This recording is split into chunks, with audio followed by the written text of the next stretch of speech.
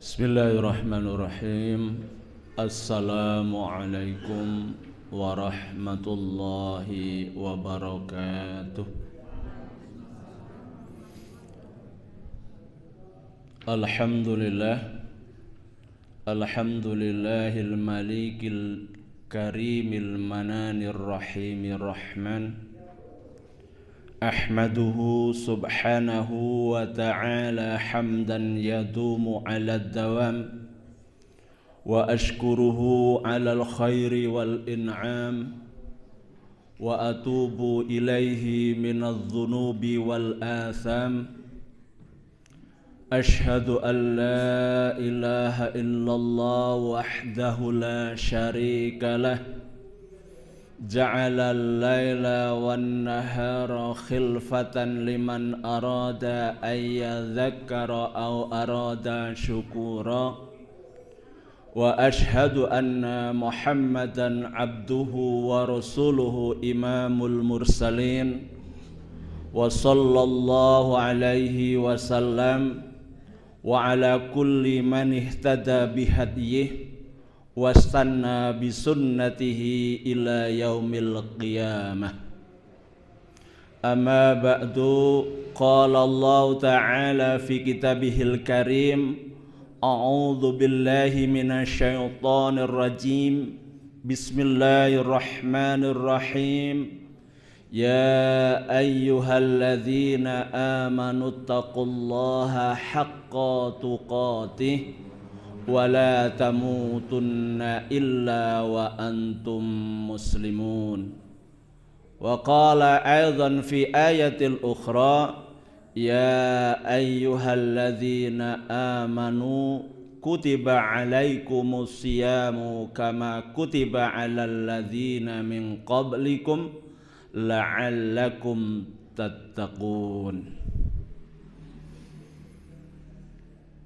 Wonten ngarsanipun para sesepuh, bini sepuh, aji sepuh saha ingkang dipun sepuhaken, ingkang satuhu dahat kinurmatan. Wonten ngarsanipun para bapak, para ibu lan para sederek sedaya jamaah pengaosan kuliah subuh Masjid Al-Manar ingkang kula hormati lan ingkang insyaallah dimulyakaken dening Allah Subhanahu wa taala. Langkung rumiyin sumangga kita tansah nyaosaken puji syukur wonten ngarsa dalem Allah Subhanahu wa taala ingkang sampun paring dumateng kita sedaya mapinten-pinten nikmat, mapinten-pinten rahmat, taufik lan hidayahipun, sehingga wonten enjang menika, titi laksana enjang menika kita waget bermuajahah makempal wonten majelis ingkang mulia inggih menika majelis kuliah subuh wonten Masjid Al-Manar menika. Para bapak, para ibu lan para sederek sedaya ingkang minulya, syukur itu merupakan sebuah kelaziman. Syukur itu merupakan sebuah kemestian. Syukur itu merupakan sebuah keharusan. Maka setiap, entah itu MC, entah itu siapa, para mubalek atau siapapun yang di depan, pasti mengajak bersyukur.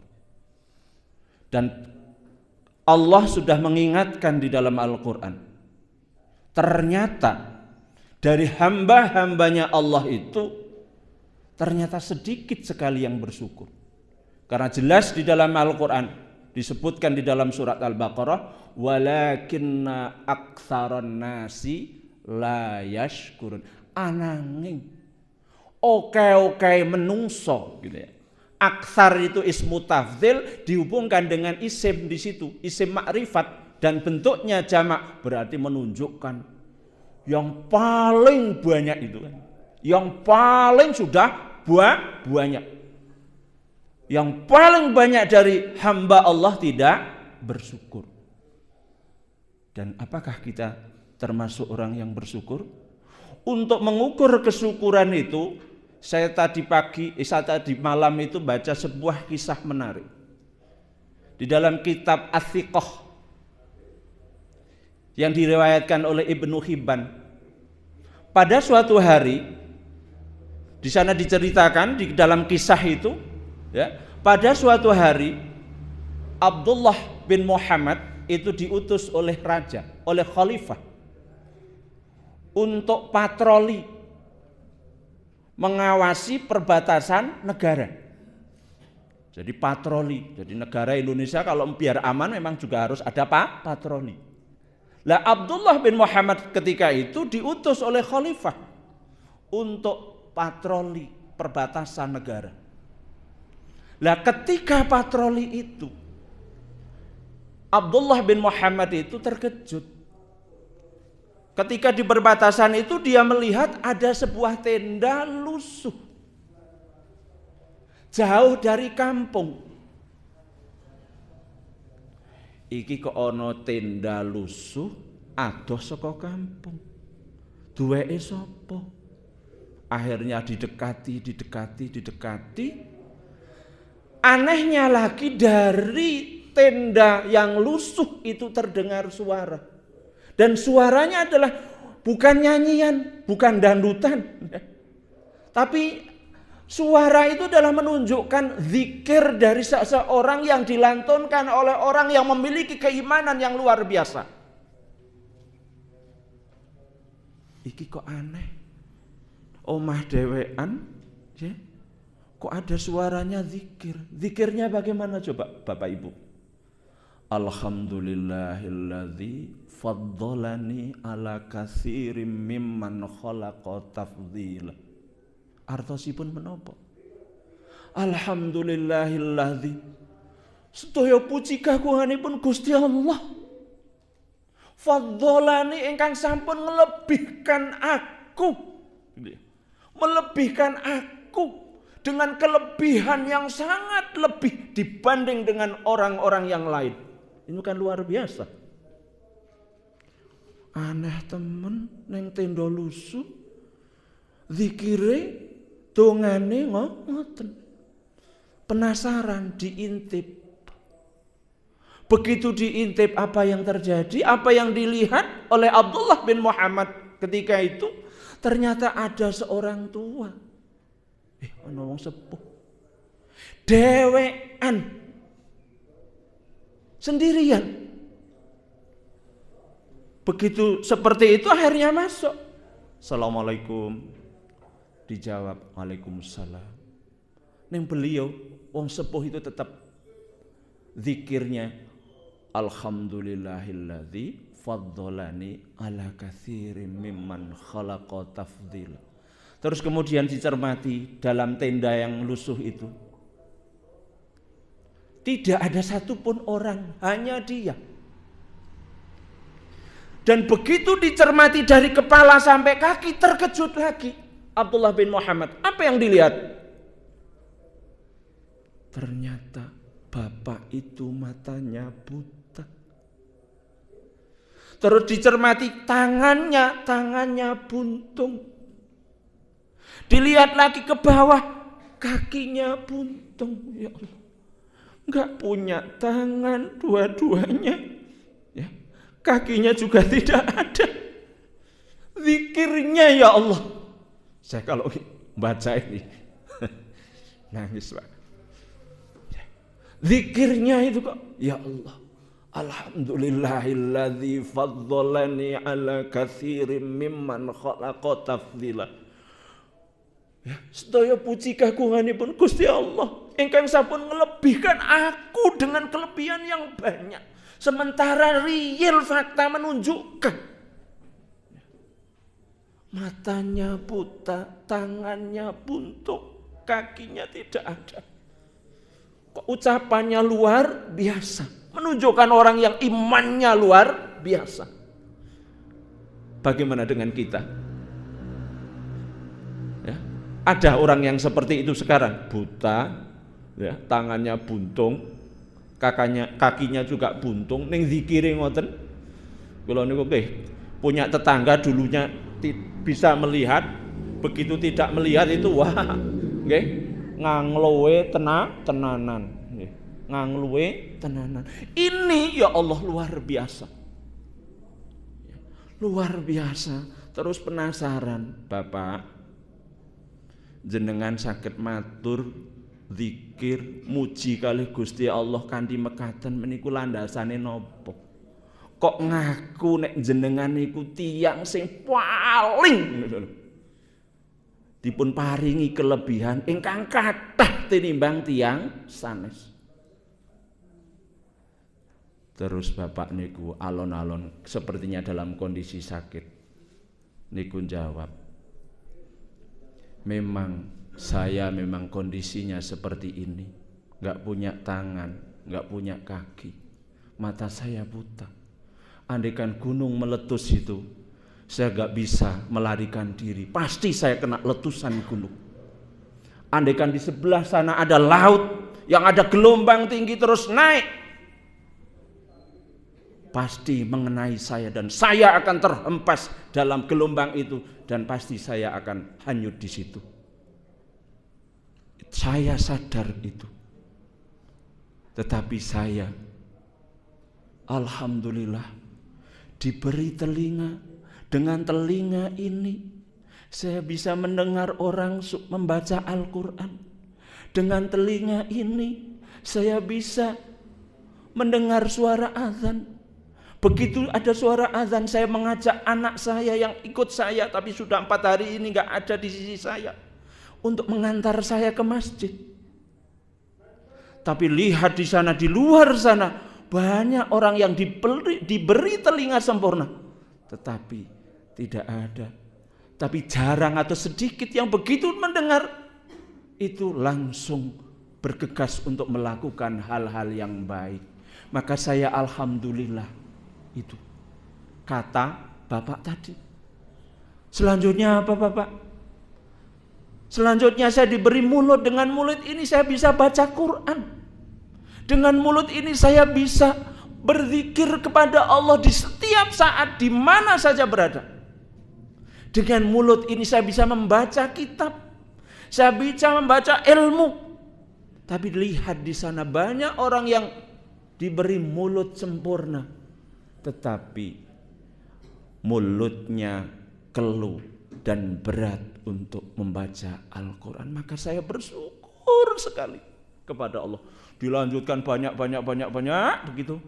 Ternyata tidak lama kemudian orang sepuh tadi mengucapkan la ilaha illallah terus meninggal dunia.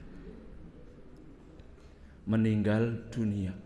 Ketika itu Abdullah bin Muhammad kaget. Kinjur piye aku? Dewean le mulosoro jenazah.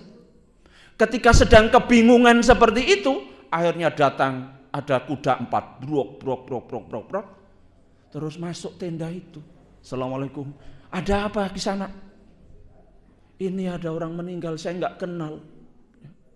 Siapa yang meninggal? Begitu tahu, dilihat 4 orang tadi, ya, menangis, menciumi jenazah itu. Ternyata siapa?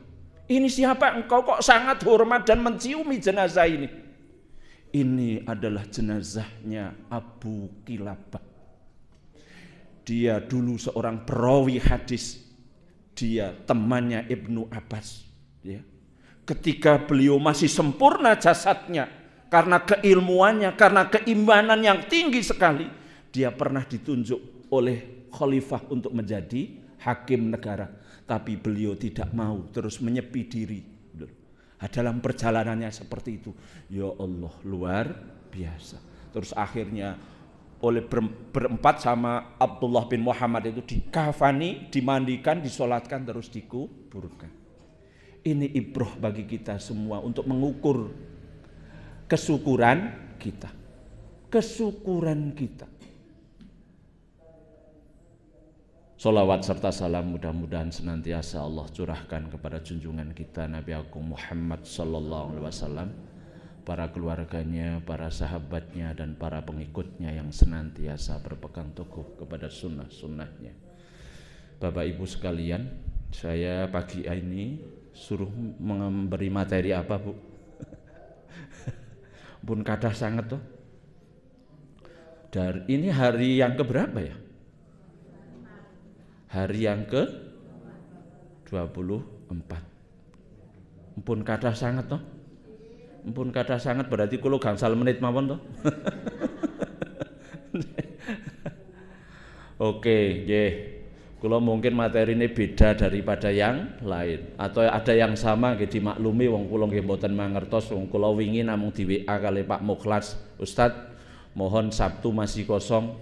Kalau Ustadz kosong mohon untuk berkenan mengisi di Al-Manar. Saya buka, saya lihat memang jadwal saya sudah nggak ada. Untuk 10 hari sebetulnya saya kurangi supaya bisa khidmat begitu ya, dekat kepada Allah dan berinteraksi lebih banyak kepada Al-Qur'an kan begitu.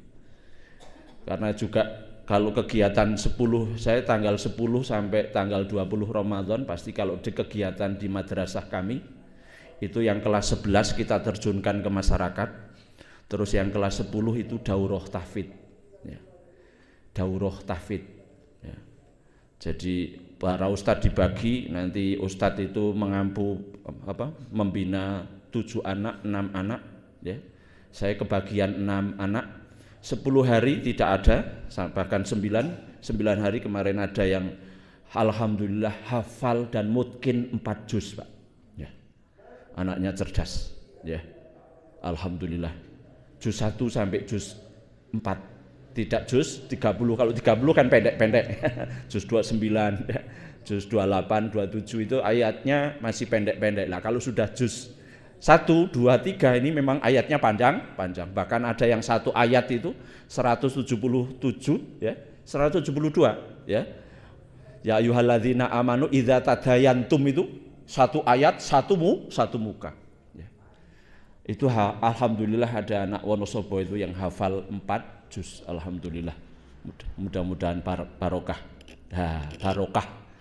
Kali ini saya ingin menyampaikan tentang berkah. Apa judul saya? Judul saya adalah kunci rezeki berkah. Empun hati? Di kuliah subuh ini materi ini dikupas. Nek empun nggih empun kula. Mboten sios tenan. Belum. Oke, nek belum nggih sekedhik mawon to. Niki namung dumugi jam 6 nggih. Mudah-mudahan sebelum jam 6 selesai.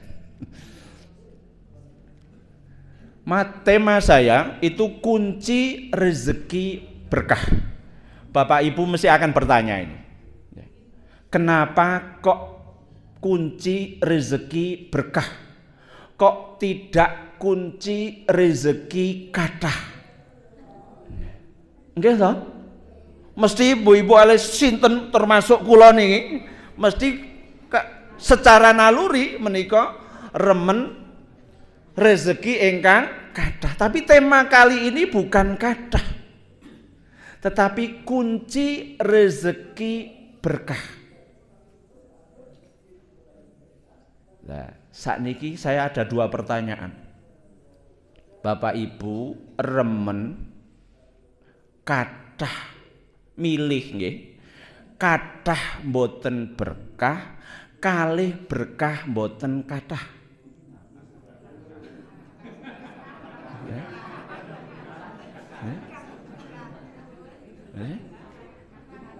Pripun? Padahal mboten enten opsi seperti itu. Nggih ta? Pilkada calone mung kalih kok jenengan memilih si nomor 3 ya suara Anda hangus, nggak ada manfaat. Nggih mboten? Berarti andaikan ada 2 panjenengan sedaya milih ingkang pundi? Ya. Kathah boten berkah, kalih berkah boten kathah. Milih tak hanya 2 ini pasti milih Berkah mboten kathah. Siap Bapak Ibu? Ya. Siap? Berkah ning mboten kathah. Siap? Siap. Lah, supaya kita juga punya pemahaman yang benar, berkah itu apa toh? Berkah itu apa? Berkah itu sesuatu yang sering kita pinta. Ya Allah, berilah rezeki yang berkah. Ya Allah, berilah umur saya yang berkah. Pun berkah, Bu? Pun dereng. Ya Allah, berilah rumah yang berkah. Ya Allah, berilah keturunan anak cucu kami yang berkah. Jadi berkah itu sesuatu yang kita pinta. Lah berkah itu apa? Ngendikanipun Imam Ghazali, berkah itu adalah ziyadatul khair.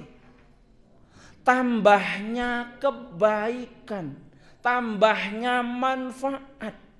Itu namanya berkah. Adapun menurut Imam Nawawi, yang namanya berkah itu adalah selalu tumbuh dan berkembang secara berkesinambungan. Selalu tumbuh dan berkesinambungan. Jadi tambah terus selalu berkesinambungan, walaupun mungkin bukan tambah apanya? Jumlah kuantitasnya. Tetapi yang di sini yang dimaksud adalah kualitas. Sehingga ibaratnya kita nanam biji sawi itu klek, ngoten to? Ting wono niku, terus dukul. Terus tumbuh dipetik, terus berbunga, bunganya terus jadi tua, dibiarin saja itu. Gigal teng andhapipun, terus dukul, wah terus dadi sak kotak. Itu barangkali yang dimaksud adalah apa? Berkah. Ning benten kalih berkat loh. Maka kalau di Arab itu ada budaya makan bersama, maka yang dinamakan berkah itu apa? Ta'amun wahid yakfi lil itsnaini. Makanan cukup untuk satu porsi, tetapi cukup ya, jatahnya itu satu porsi, tetapi cukup dimakan 2 orang. Ta'amun itsnaini yakfi lil arba'ah. Makanan yang cukup porsinya untuk jatahnya untuk 2 orang, tetapi cukup dimakan 4 orang. Nek sebaliknya, nek sak wakul kok ora apa? Sak wakul kok malah isih kurang, kuwi jenenge ora berkah. Ning apa badong. Nek bahasane kula. Ya. Jadi seperti itu. Itu namanya berkah, itu bertambahnya kebaikan dan kemanfaatan. Walaupun tidak seiring identik selalu bertambah kuantitasnya, tetapi bertambah nilai kualitasnya. Itu namanya berkah. Lah kira-kira pertanyaannya dan pertunyu-unyu sekarang. Ya. Oh, sing pertunyu-unyu penting pundi sakniki mboten nate ketawis to.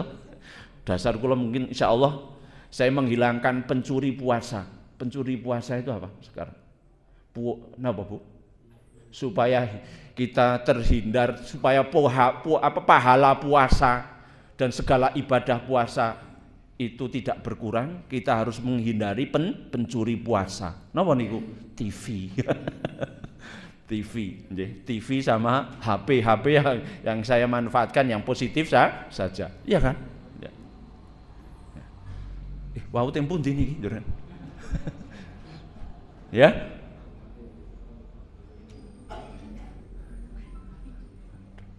Lah sekarang pertanyaannya itu apakah harta kita, rezeki kita sudah berkah? Bu, pun berkah, Bu? Bapak, pun berkah kinten-kinten? Insya Allah berkah atau berkah insya Allah? Insya Allah berkah. Lah berkah itu ada ciri-cirinya Bapak Ibu. Jadi kita mengatakan rezeki saya berkah, wah, ya, karena anak saya bisa kuliah tinggi, ya, belum tentu. Belum tentu. Berkah karena apa? Anak saya jadi juragan semua, belum tentu.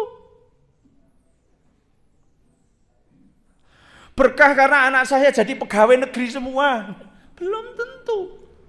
Ternyata berkah itu ada ciri-cirinya. Nah, ciri-cirinya ada berapa? Saya ingin menyampaikan cirinya di sini ada 4. Cirinya ada 4 dan nanti kunci untuk mencari rezeki yang berkah itu juga ada 4. Ya, jadi 4 tambah 4 ada 8. Ampun niki kok rada. Kalau wingi rada nyambet gawe ni tenanan. Mulane esuk-esuk rada kaku nih. Lah, ciri yang pertama bahwa rezeki kita itu berkah, itu yang pertama apa? Rezeki itu, harta itu jika kita nikmati, cirinya membuat kita tenang, nyaman, ayem, tentrem. Saya ulang. Cirinya rezeki harta itu kalau berkah, itu jika kita nikmati, kita gunakan, entah digunakan untuk apa, yang penting positif, tapi membuat hati itu kita tenang, nyaman. Walaupun itu sedikit.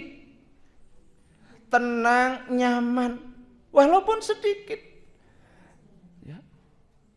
Ayem, tentrem, dimakan anak-anaknya juga sehat, ya kan? Anak-anaknya juga manut-manut, ya kan?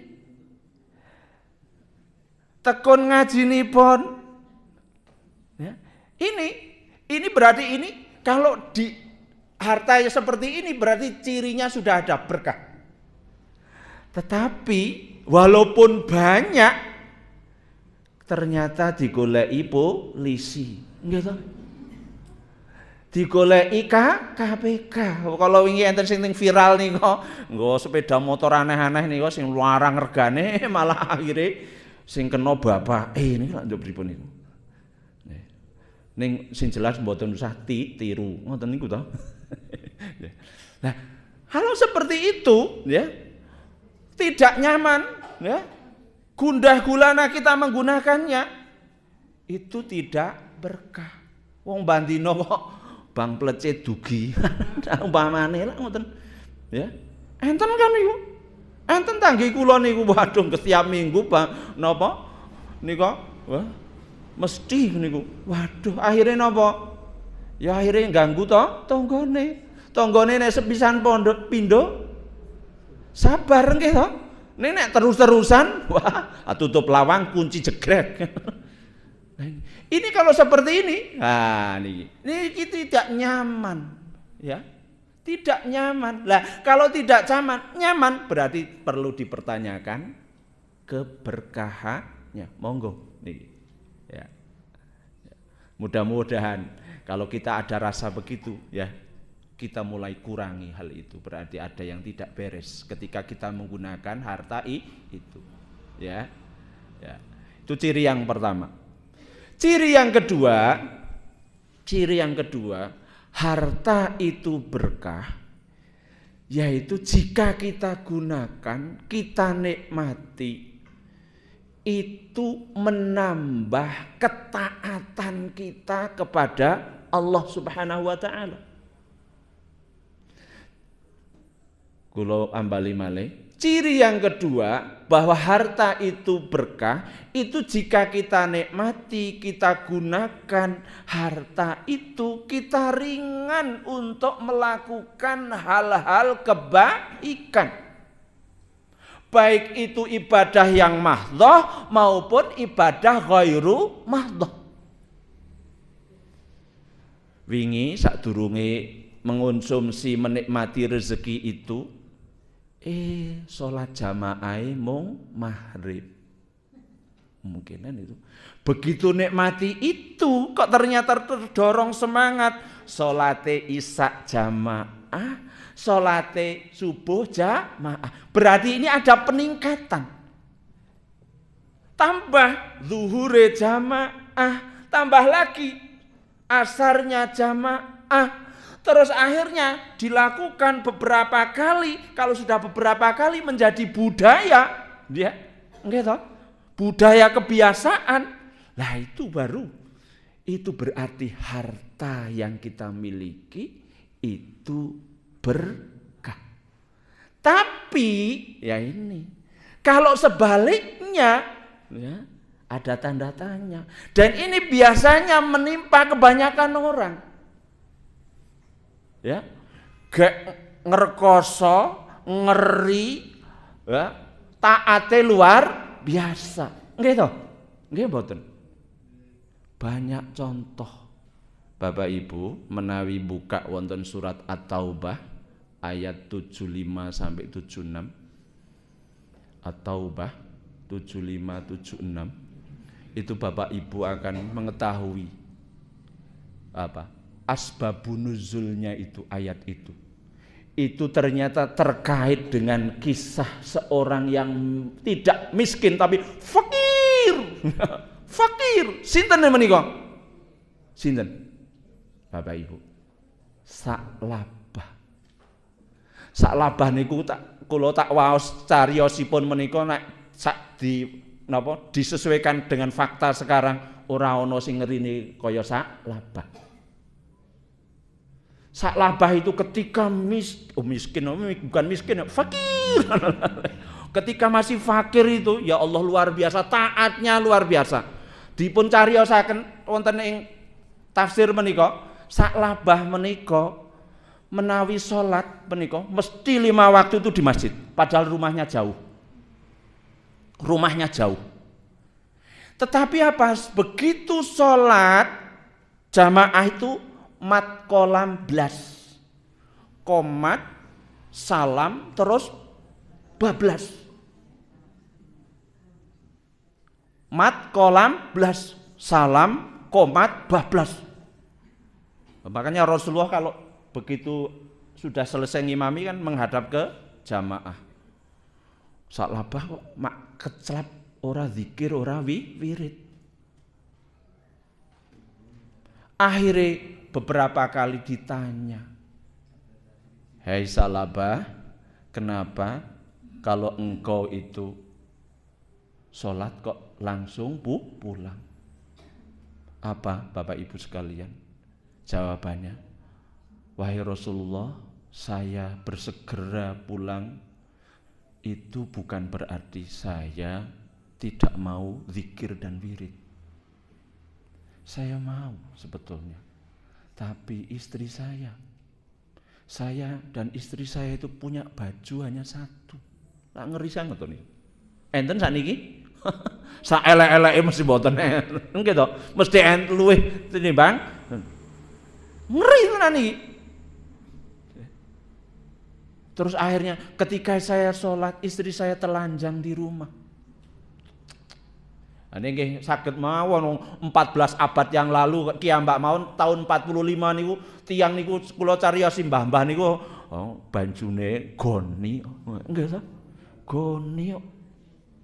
goni sing tumanen tumanen napa niku akeh tinggine jarene ya Allah nek lari alit-alit mboten pitados nggih to kok ngerine jaman ngono. Nah itu betul-betul seperti itu. Terus gandeng sudah ditanya seperti itu, Sa'labah kan terus akhirnya minta, "Wahai Rasulullah, doakan saya supaya menjadi orang kaya.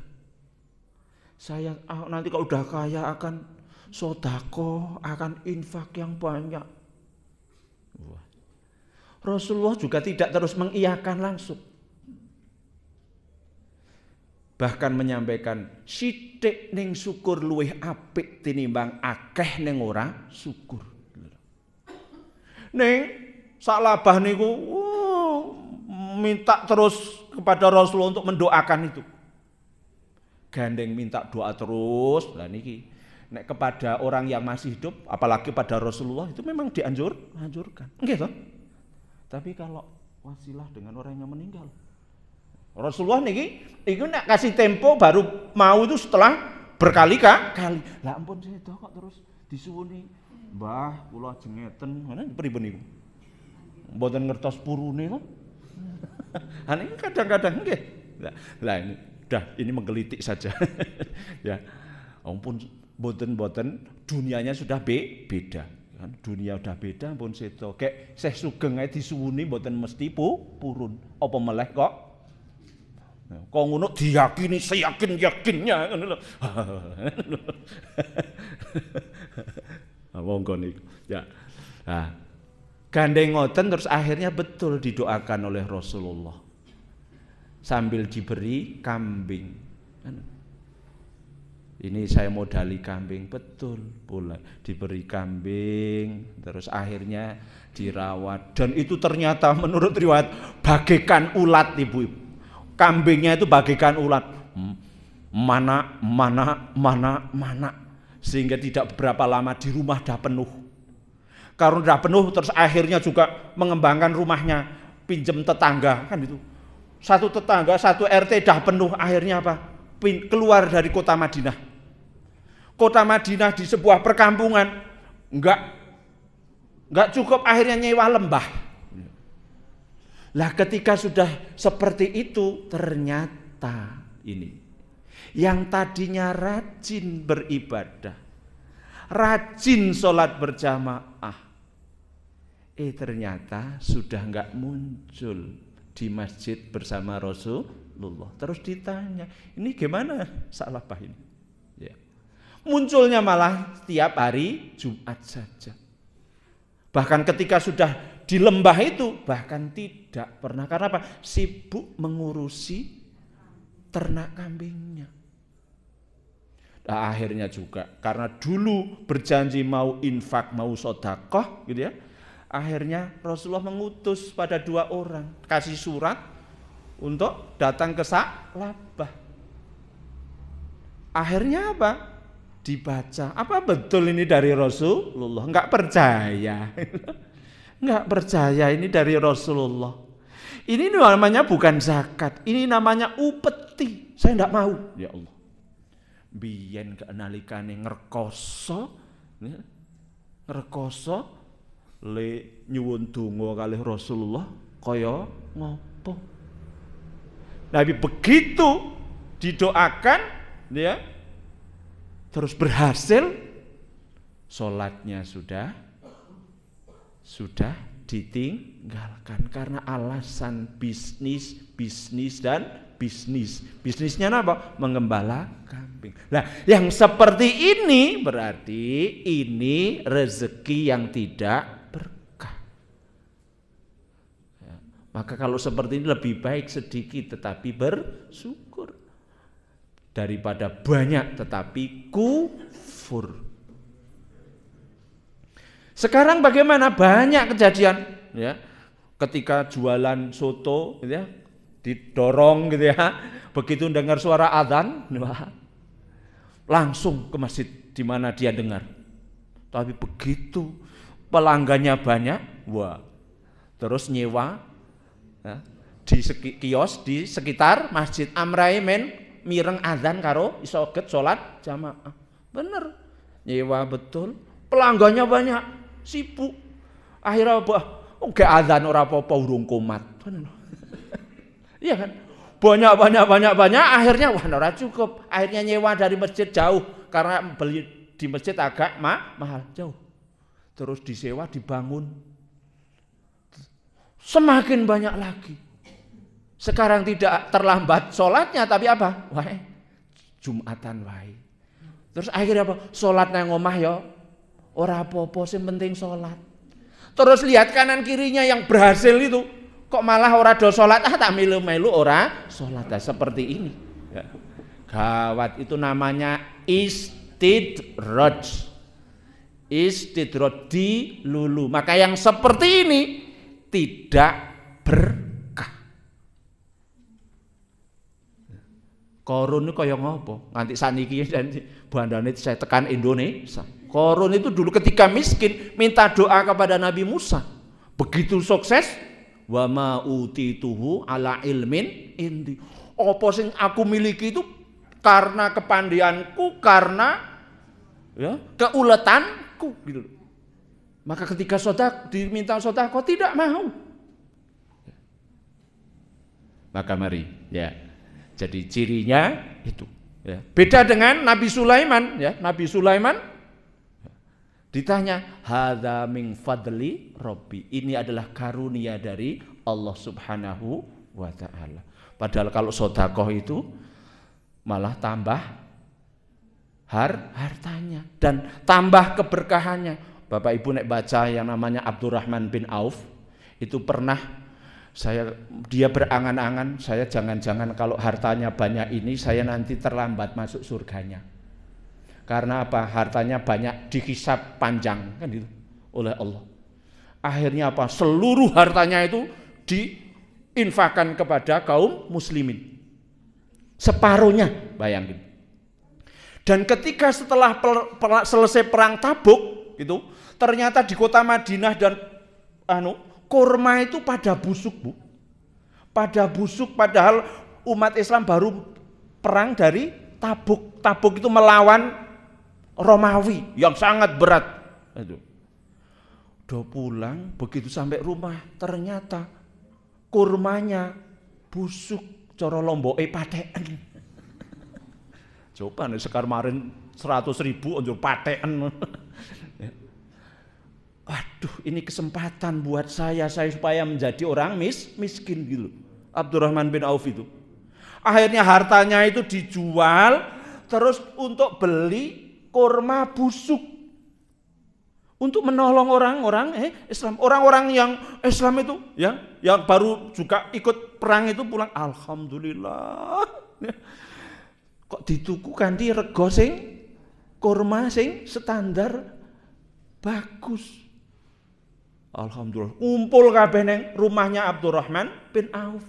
Tapi beberapa hari setelah semuanya terkumpul dan terbeli, ada utusan dari Yaman. Mencari apa Bapak Ibu? Assalamualaikum. Sudah bla bla bla bla. Mengutarakan saya diutus raja dari Yaman untuk membeli kurma busuk. Ya bayangin. Kurma busuk. Karena untuk apa? Karena di sana sekarang baru Covid, kan loh. Baru pandemi dan dokter di sana memutuskan ini obatnya adalah kurma busuk. Akhirnya dibeli dengan keuntungan 10 kali lipat. Ya Allah. Luar biasa. Maka ngendikanipun Rasulullah kan mana qasam malin sedekah. Tidak ada yang akan berkurang dari harta yang disedekahkan. Contohnya ini Abdurrahman bin Auf. Lah kita maunya mencontoh Abdurrahman bin Auf, berarti itu adalah yang berkah. Tetapi kalau salabah, bakul sutu, korun, itu berarti tidak berkah. Karena apa? Hartanya semakin banyak, tetapi tidak menambah ketaatannya kepada Allah Subhanahu wa taala. Jadi ciri yang kedua, harta atau rezeki yang berkah itu adalah jika kita nikmati, bertambah semangat dalam beribadah, semangat dalam ketaatan beribadah. Ngajine enteng, walaupun dorongan nafsu itu tetap kuat, ya kuat kan? Karena nafsu cenderung yang enak, gitu. Maunya nafsu kita ya bar sahur bubuk, gitu. Terus sholatnya nang omah kan. Tapi apa? Kita kok bergegas ke sini. Mudah-mudahan ini ciri bahwa harta yang kita nikmati berkah. Allahumma amin. Ciri yang ketiga, ya ini, merasa cukup dan bersyukur. Apa itu bahasa agama kita? Qanaah. Merasa cukup. Dan ini menurut Rasulullah penting sekali. Bahkan ini yang dikehendaki oleh Rasulullah. Orang kaya itu yang seperti ini, yaitu merasa cukup berapapun ya yang ia peroleh dari usaha keras, dia merasa cukup, ya, itu namanya qanaah. Maka ngendikanipun Rasulullah, laisal ghina an kathratil arad walakinnal ghina ghinan nafs. Orang yang kaya itu bukan karena dia memiliki banyaknya harta, tetapi orang yang kaya sejati adalah orang yang kaya hati, merasa cukup. Salabah itu ketika diuji dengan sampai akhirnya buntung, ini buntung, tetap tidak suudzon kepada Allah. Ini justru menjadi peluang saya nanti masuk surganya Allah, kan begitu. Iya kan? Bukan Salabah ya. Abu Kilabah itu nama aslinya adalah Abdullah bin Zaid al-Jarmi. Ya. Abdullah bin Zaid al-Jarmi.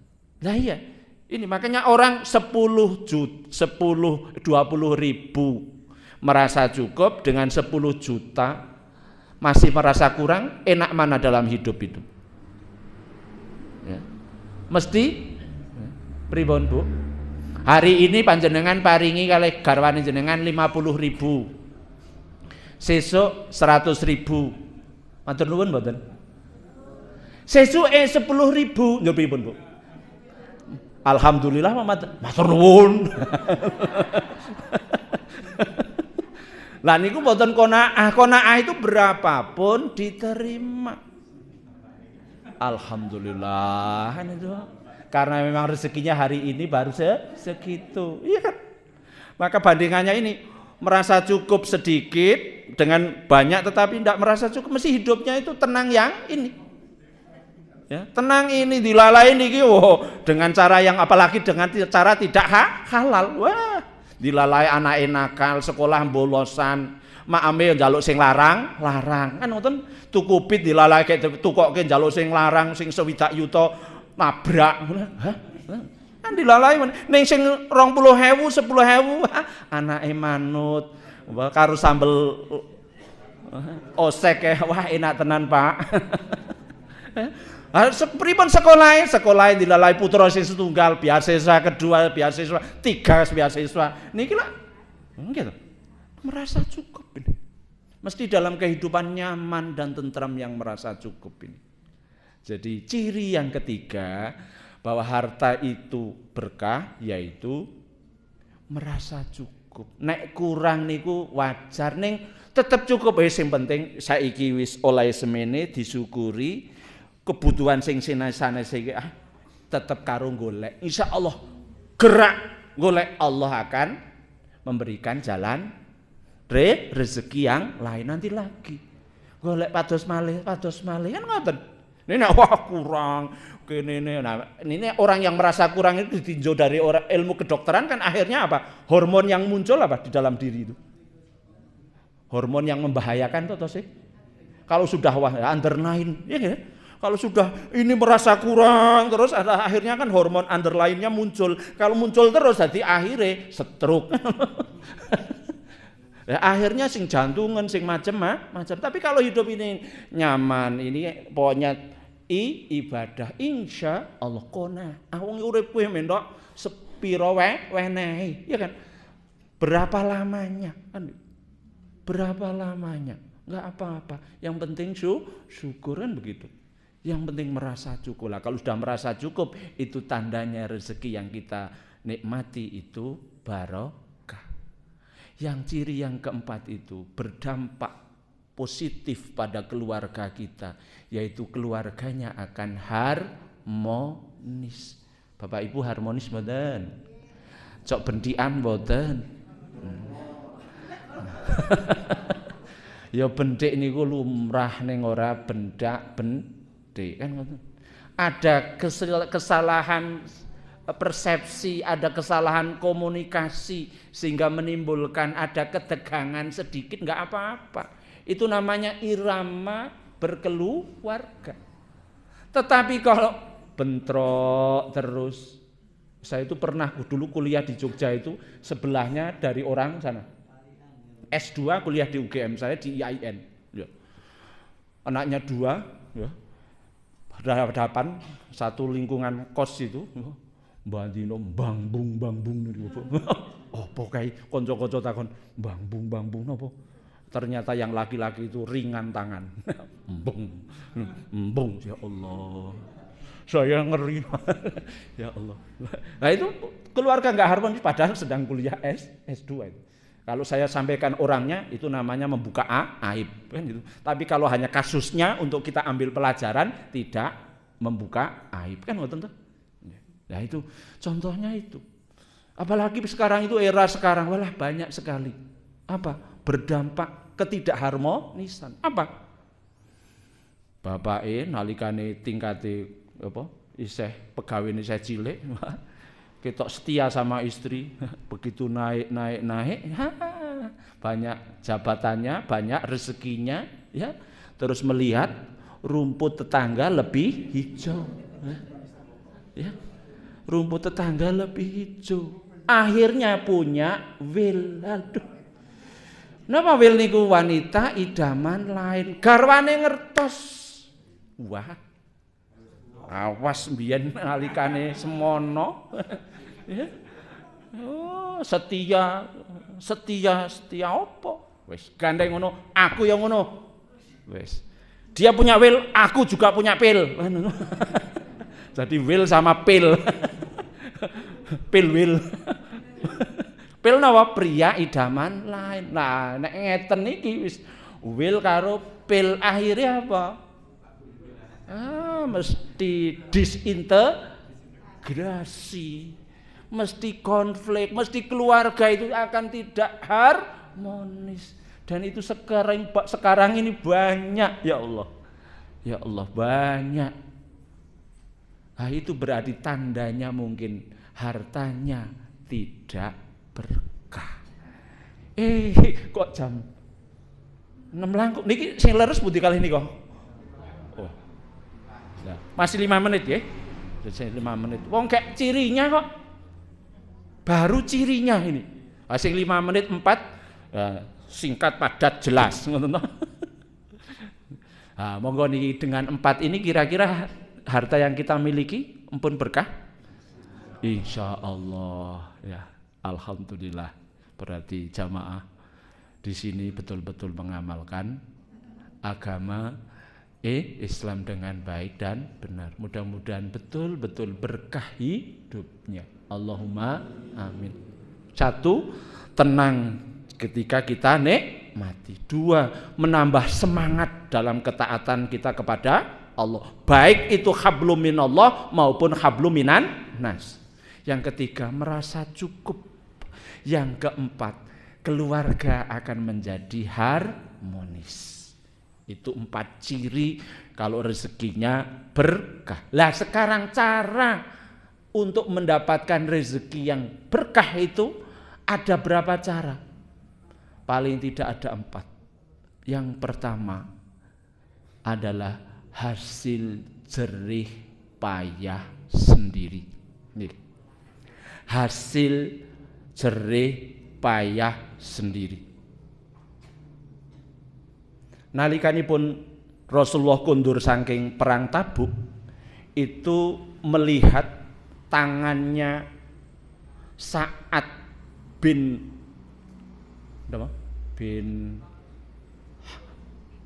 Hambal al-Ansori niku tangannya melepuh, Bapak Ibu.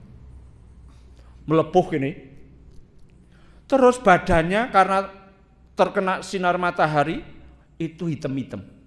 Terus Rasulullah itu tanya, wahai Sa'ad, tanganmu kok sampai melepuh itu kenapa?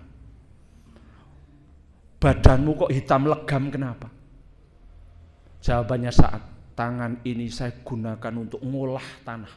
Nah, ngolah tanah ting Timur Tengah lah ngeri toh, Pak. Wah, enggak toh. Ngolah tanah. Kok ngolah tanah kanggo apa? Kanggo keluarga saya, untuk mencukupi keluarga saya. Rasulullah begitu mendapat cerita itu, apa yang dilakukan oleh Rasulullah? Tangannya Sa'ad dicium oleh Rasulullah. Tangan seperti ini yang besok yaumul kiamah tidak akan pernah disentuh oleh api neraka. Kalau Rasulullah ngendika ngoten, ya Allah, kaya ngapa senengi gitu. Ini menunjukkan apa? Jerih payah sendiri. jerih payah sendiri. Bahkan di dalam hadis yang lain disebutkan yang diriwayatkan oleh Imam Bukhari, orang yang pergi ambil tali gitu ya, terus dia mendaki gunung, di gunung dia ambil kayu, terus ia tali, kemudian ia panggul di punggungnya, terus dibawa ke pasar, itu lebih baik dan lebih berkah daripada orang yang minta-minta. Walaupun yang minta jumlahnya lebih banyak. Nggih mboten sakniki meminta-minta niku. Kula nate ngeculke lare niku enten di 4 titik itu satu hari ya paling-paling hanya 2.000 itu dapat 14 juta untuk bantu dulu ketika di Sumbawa ada gempa itu. Itu 4 titik 14 juta satu hari.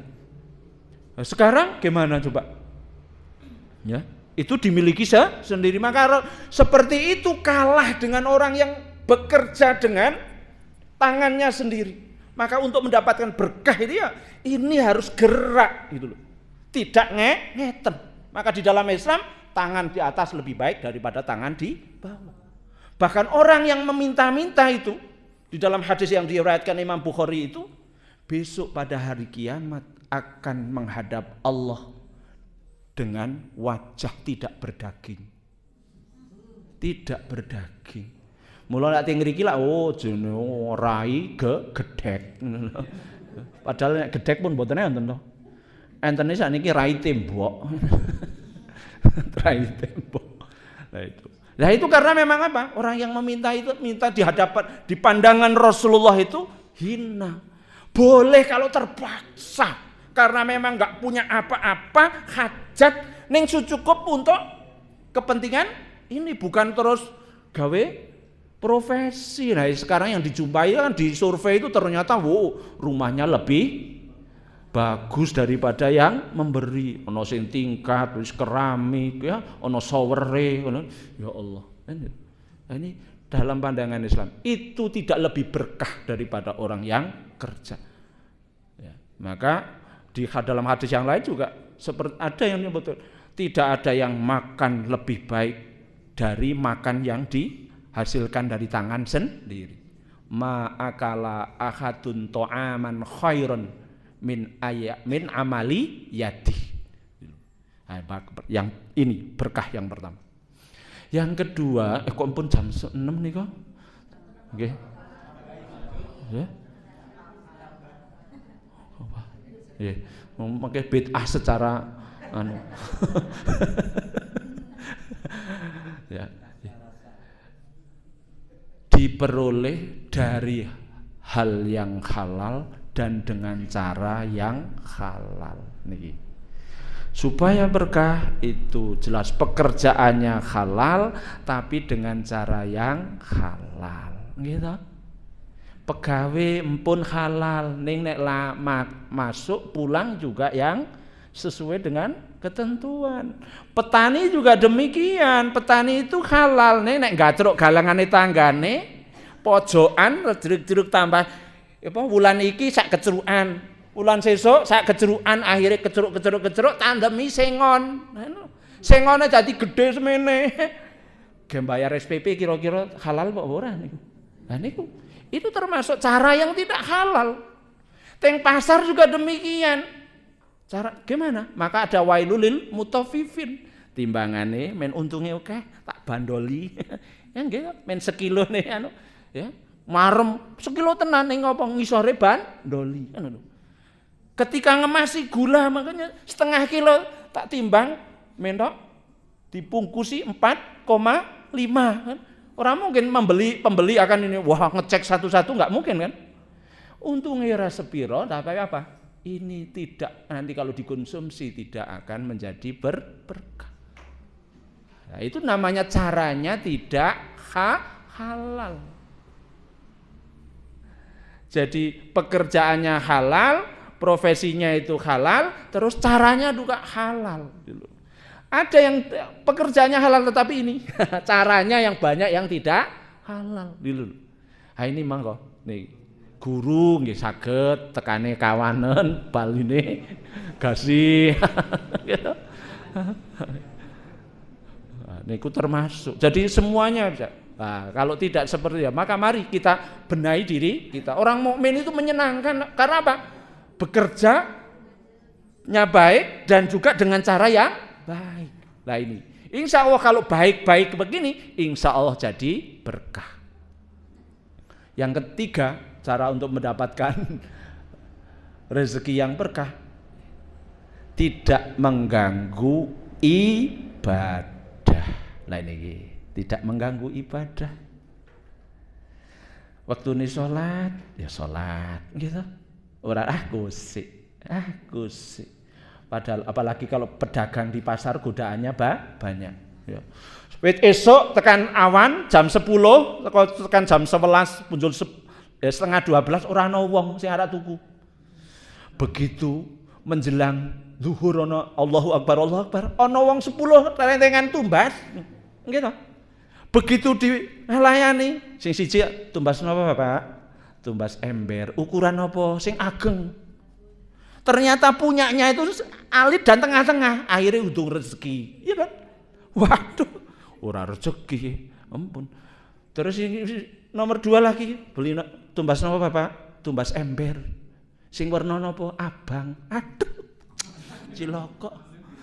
Gadane mentok siwure sing warna ijo karo napa? Lho aku abang kok kalih kuning.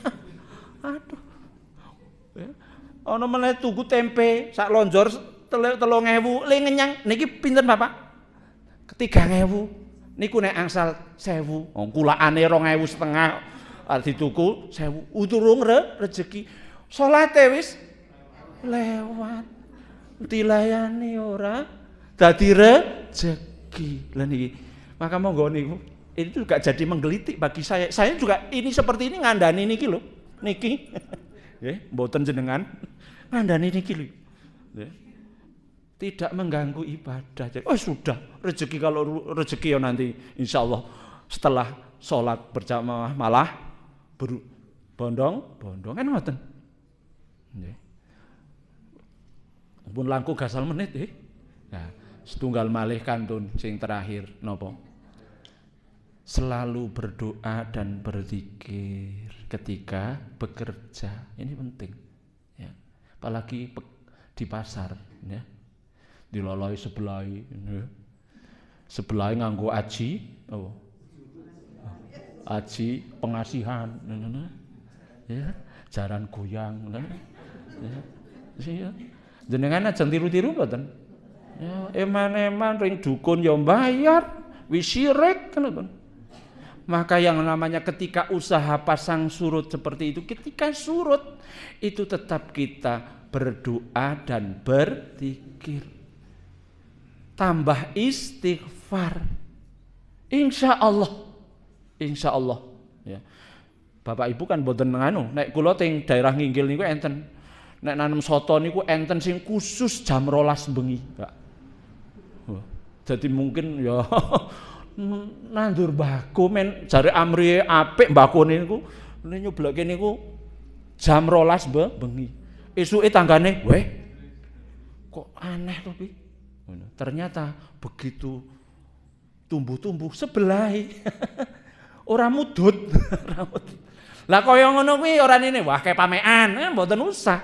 Tetap diakai zikiri. Kan mboten to? Tetap syukur malah ketika sepi pelanggan membaca Al-Qur'an, ya, membaca Al-Qur'an, berzikir, istighfar. Bahkan di dalam hadis kan disebutkan barang siapa yang memperbanyak istighfar, Allah akan menjadikan kesulitan jadi kemudahan, ya kan? Kesempitan jadi kelapangan, ya. Man aktsara minal istighfar ja'alallahu min kulli hammin faraja wa min kulli dziqin makhraja wa razaqahullahu min haitsu la yahtasib. Itu di dalam hadis disebutkan seperti itu. Barang siapa yang memperbanyak istighfar kepada Allah, Allah akan menjadikan kesulitan menjadi kemudahan. Ada jalan keluarnya. Kesempitan menjadi kelapangan, lapang. Dan Allah akan memberikan rezeki dari mana saja arahnya. Pun niki cekap, mangke tak dikira bid'ah kathah. Kula nggih enten tugas kados cita teng sekolahan malih. Mekaten nggih. Jadi mari untuk mendapatkan rezeki yang berkah, tadi cirinya ada 4, juga caranya ada 4. Nah, tadi ini sudah saya ulang, ini yang belum saya ulang. 1, hasil jerih payah sendiri. 2, sesuatu yang halal dan dikerjakan dengan cara yang halal. 3, tidak mengganggu ibadah. 4, selalu berdoa dan berzikir kepada Allah. Mekaten lan semanten, mugi-mugi rezeki kula panjenengan sedaya kathah. Syukur kok syukur niku. Kathah berkah, syukur-syukur iso gawe omah, terus turah saged tindak Madinah soho Mekah Al-Mukarramah. Billahi taufiq wal hidayah. Assalamualaikum warahmatullahi wabarakatuh.